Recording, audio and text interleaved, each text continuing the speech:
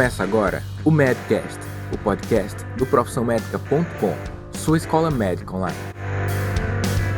O Medcast é um conteúdo exclusivamente voltado para médicos e estudantes de medicina interessados em atenção primária à saúde. É produzido pelos médicos Daniel Coriolano e Roberto Ribeiro Maranhão, o Bob.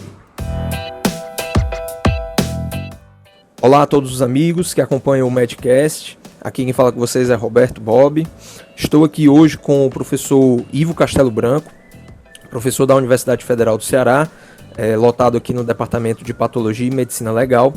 E o objetivo da entrevista é discutirmos ainda sobre a epidemia de chikungunya, né? Algumas nuances que o professor gentilmente nos concedeu aqui para essa entrevista, para que nós possamos trazer alguns esclarecimentos, de repente até algumas inovações, alguns pensamentos a mais, né, frente a essa epidemia que muitas vezes nós nos vemos de mãos atadas, né, sobre de que forma agir, né, frente a uma doença que está o tempo todo sendo estudada e o tempo todo trazendo novas perspectivas. Então, eu gostaria de pedir ao professor, bom dia, professor, gostaria de pedir que o senhor fizesse uma pequena apresentação, né, do senhor, de onde é que o senhor é, e esse trabalho que o senhor faz voltado para a questão da chikungunya e de outras arboviroses, né, acredito eu.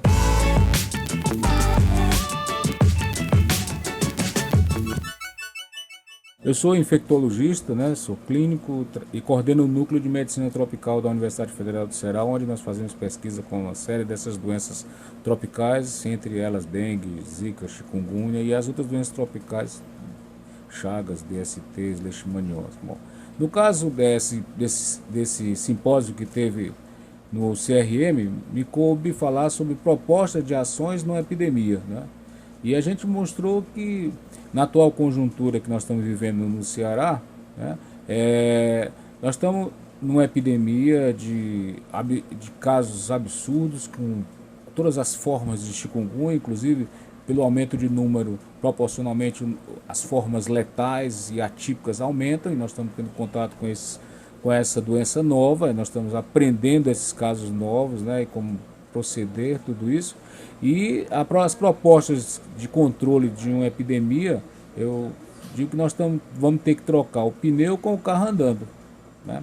É o que nós estamos fazendo agora, né? A gente vai ter que, neste caso de uma epidemia, a gente vai ter que propor para que diminuir as complicações e as repercussões e as sequelas dos pacientes. A gente tem que treinar profissionais, os mais variados pessoas da saúde que estão envolvidas com esses casos, tentar fazer com que o chikungunya, nós temos mais ou menos uma divisão que se faz das 2 primeiras semanas, da segunda semana até a terceira semana, o terceiro mês, e mais do terceiro mês. Então a gente tem que treinar o serviço primário de saúde e fazer com que a população acredite que ele é bom, e dar a condição daquele profissional a agir naquelas 2 primeiras semanas, que tem peculiaridades para não usar corticoide indevidamente, essa coisa toda, porque nas 2 primeiras semanas o quadro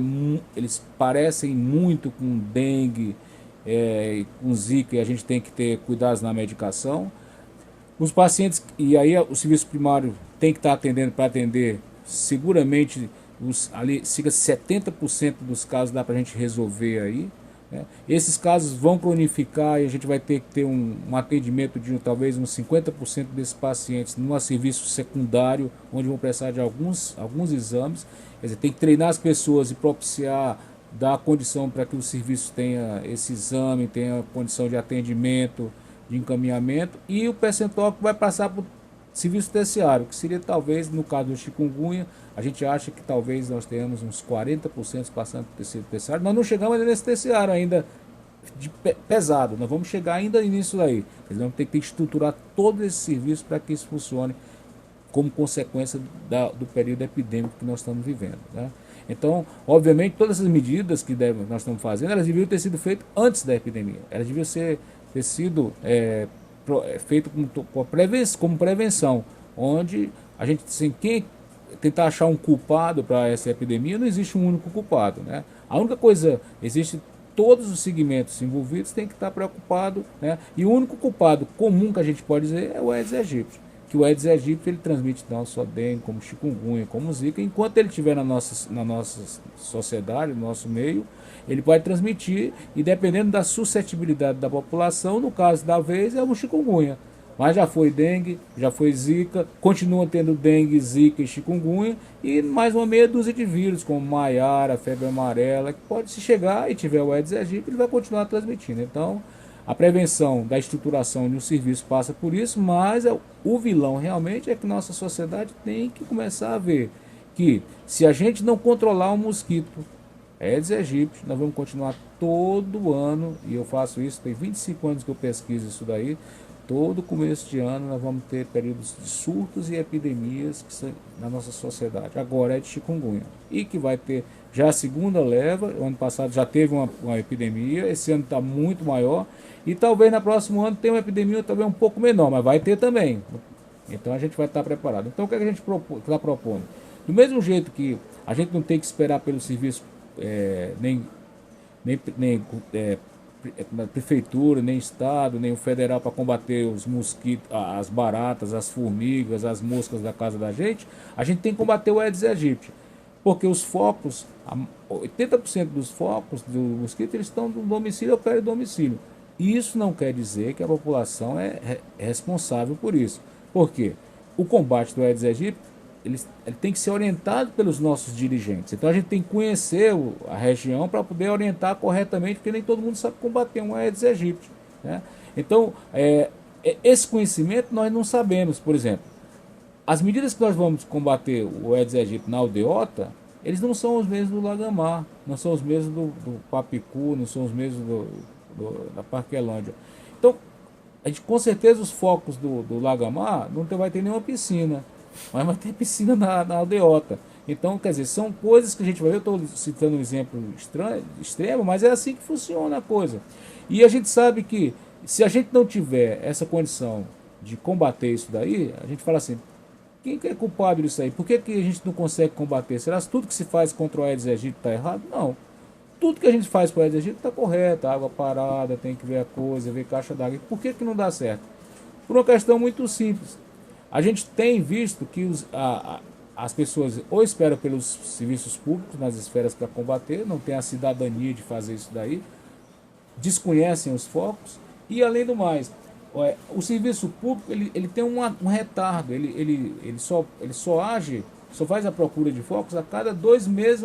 Vai um agente de saúde numa casa, procura o foco, reconhece o foco, depois ele volta para resolver. Quer dizer, existe um retardo muito grande, e o ciclo do mosquito demora 7 dias. O ovo do mosquito fica na natureza 1 ano. Pode jogar inseticida, pode fazer frio, pode fazer calor. E quando aquele ovo for coberto de água, vai nascer. Em 30 minutos ele começa a nascer, e em 7 dias ele já nasce.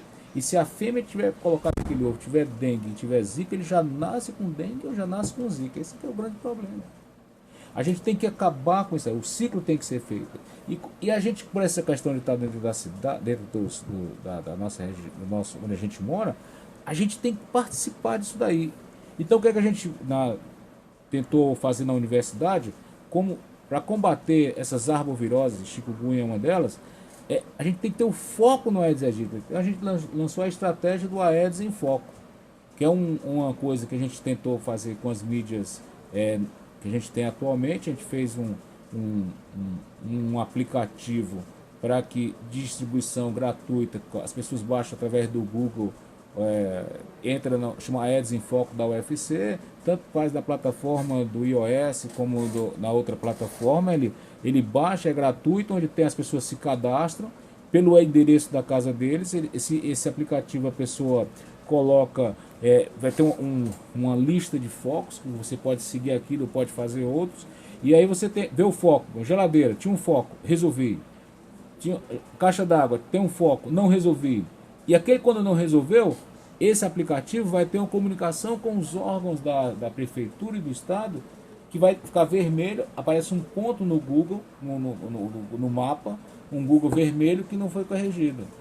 E aquilo lá, o serviço de saúde, o cara que resolve, em vez do agente ir procurar o foco, ele já vai resolver. Quer dizer, nós ganhamos 2 meses e com uma eficácia de coisa, nós estamos pagando o salário do cara que vai resolver.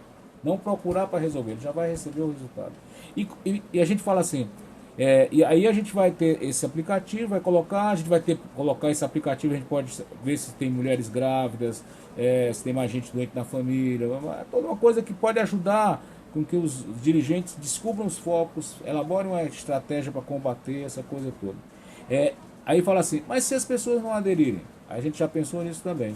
A gente já pensou que os grandes formadores de opinião são os adolescentes atualmente nas casas. Então a gente também bolou um aplicativo, tipo esses Pokémon da vida, que o cara tem um joguinho que procura, é uma criança que os avós estão com coisa, tem um joguinho que pode ser baixado gratuito, as pessoas brigam, veem como é que é, vão atrás de foco, ele se refaz a cada 7 dias, se não fizer o cara pega a doença, morre, toda aquela coisa que os meninos gostam bastante, mas ao mesmo tempo é lúdico. E ao mesmo tempo eles aprendem. E ao mesmo tempo eles aprendem, além do joguinho, o aplicativo de procurar o foco.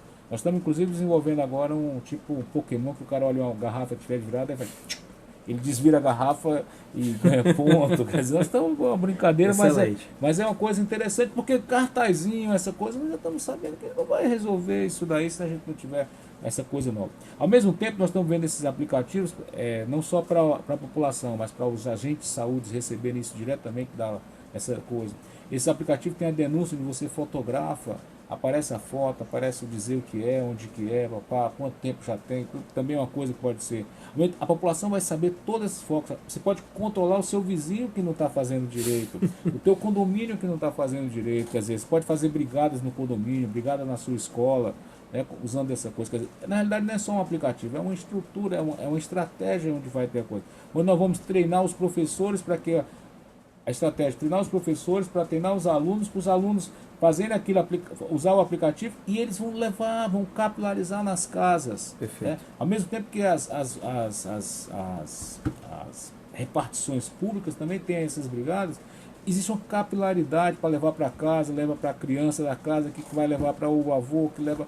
E aí nós vamos levando isso daí, se a gente tiver nós vamos ter muito mais uma amostra, muito mais importante do que a que nós temos atual, com a retardo que nós temos para poder resolver. E isso vai ser colocado, independente de estar tendo foco ou não, porque um outro detalhe que faz com que nós tenhamos a presença do Aedes aegypti na nossa região é que a cada 2 anos se para o combate dele, porque tem eleição municipal, estadual, governo, e aí se para tudo, e o mosquito não tem patrão, ele continua se reproduzindo. Então, quer dizer, outra coisa, nós vamos tentar resolver esse problema com a cidadania, obviamente. Se ninguém se envolver, será que nós não vamos ter tanta cidadania? Eu acho que não, se a gente envolver as pessoas certas, com professores, alunos, as próprias pessoas, de uma forma geral, a mídia eletrônica, os nossos governantes mostrando nas mídias o que fazer, dando uma opção diferente, mais moderna. Hoje em dia todo mundo fica com a cara enfiada no smartphone.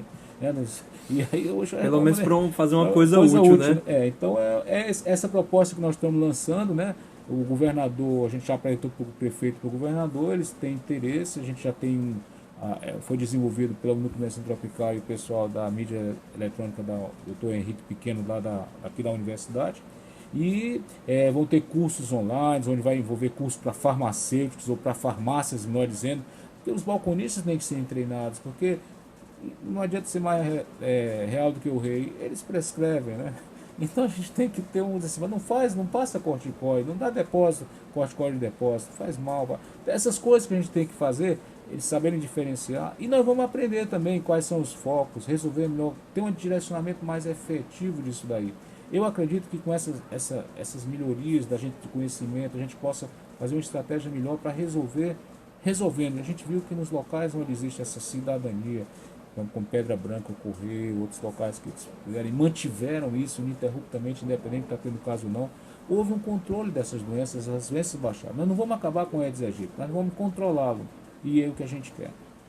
Perfeito. Professor, eu queria agradecer demais, acho que foi muito rico as contribuições, e eu queria também que depois o senhor pudesse fornecer para a gente alguns endereços, que o pessoal está ouvindo a gente. O professor falou de alguns bairros aqui de Fortaleza, nós temos ouvintes de todo o Brasil, que escutam o Medcast, e é interessante que, caso você, na sua cidade, você mora no Rio, você mora em São Paulo, você mora num pequeno município, em algum outro estado, e você tem interesse de conhecer essas iniciativas né, que estão sendo muito encabeçadas pela própria Universidade Federal do Ceará, né, e isso está tudo disponível, né, isso não é segredo de Estado, por sinal a gente quer divulgar mesmo. Então acredito que a gente disponibilizando alguns contatos para quem tiver o interesse de repente estar replicando essa experiência em outros locais, acredito que a universidade vai estar de portas abertas. A gente tem na realidade, para você implantar o aplicativo, ele é auto-aplicativo, mas para ter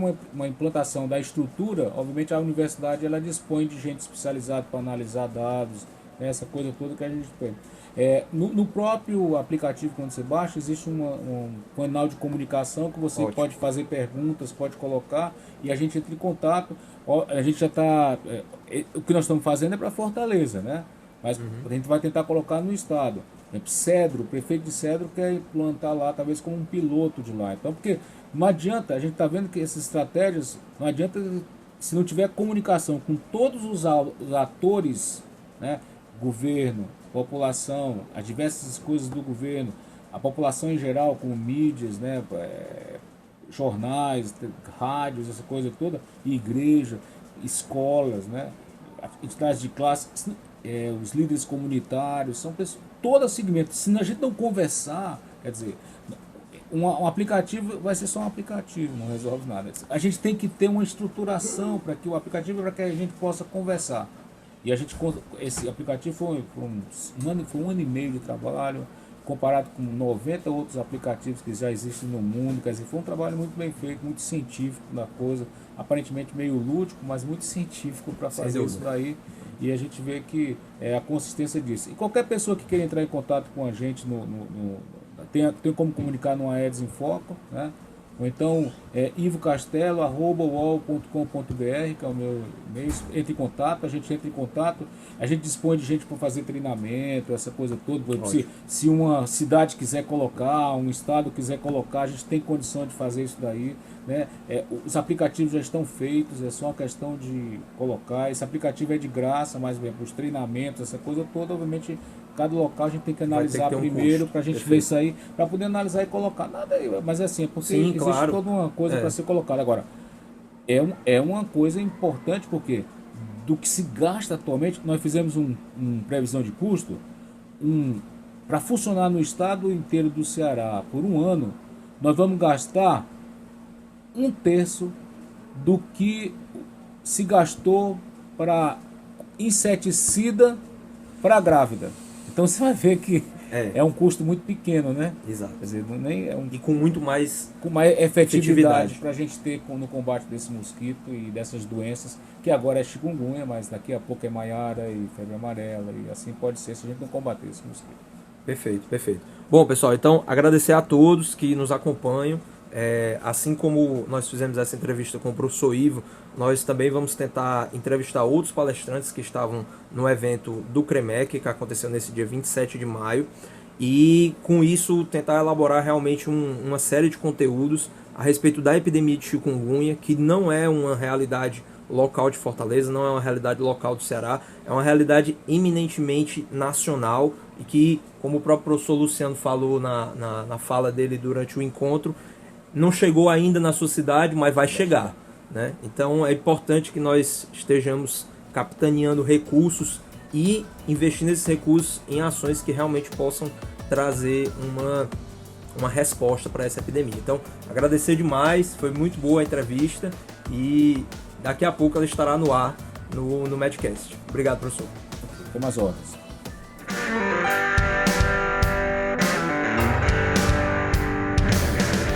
Você ouviu mais um episódio do Medcast, um oferecimento profissionalmedica.com.